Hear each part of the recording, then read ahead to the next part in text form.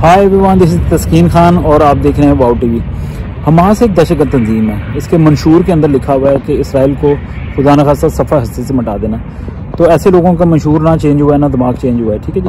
अब दुनिया के अंदर बहुत से ममालिक जो हैं इंक्लूडिंग अरब ममालिक, वो कह रहे हैं कि चलें जी हमास को जो पंगा नहीं था लेना चाहिए। रिसेंटली इसराइल के साथ अच्छा भले मामले चल रहे थे, लेकिन वो लॉन्ग रन में तो जो मुस्लिम ममालिक हैं या वहाँ की अवाम है वो तो हमास के हमायती हैं। हमास को दुनिया मगरिब में दहशतगर्द जमात के तौर पर डिक्लेयर कर चुकी है, लेकिन इनके हमायती जो हैं वो लंदन में मुजाहरे भी कर रहे होते हैं। वो फ़लस्तीनियों के हक़ में नहीं है, वो हमास के हक़ में। बेसिकली सीधी सी बात है, क्योंकि हमास जो है वो इनके ख्वाबों का महवर बना हुआ है मुस्लिम उम्मा के जो भी कर रहे हैं हम वो अंदर से तो या बाहर से खुश नज़र आते हैं, तो वो तो इनको दहशतगर्द मानते नहीं है हमास को। तो फिर ऐसे लोगों के साथ आप क्या गुजारा कर सकते हैं। इसराइल एक मुसलमा हकीकत है, यानी कि एक रियलिटी है। उसको एक्सेप्ट करें या ना करें, वो एक मुल्क है, इंडिपेंडेंट मुल्क है, जमहूरी मुल्क है।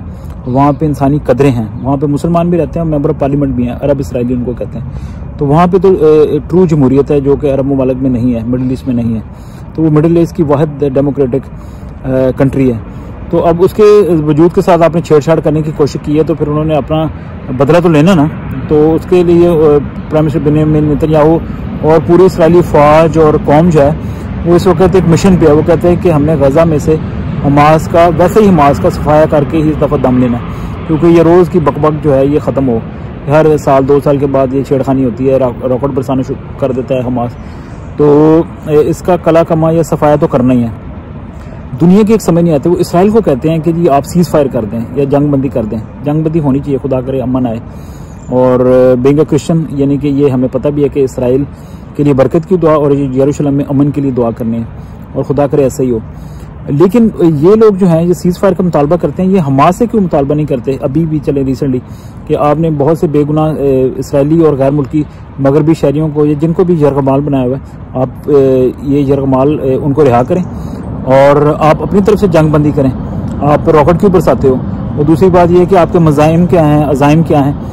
तो इस हवाले से भी इसराइल को तो आप कहते हैं कि सीज़ फायर कर दो या ये ना करो वो ना करो, तो हमास को या फ़लस्तीनियों को क्यों नहीं कहते कि आप इंसान के बच्चे बनो।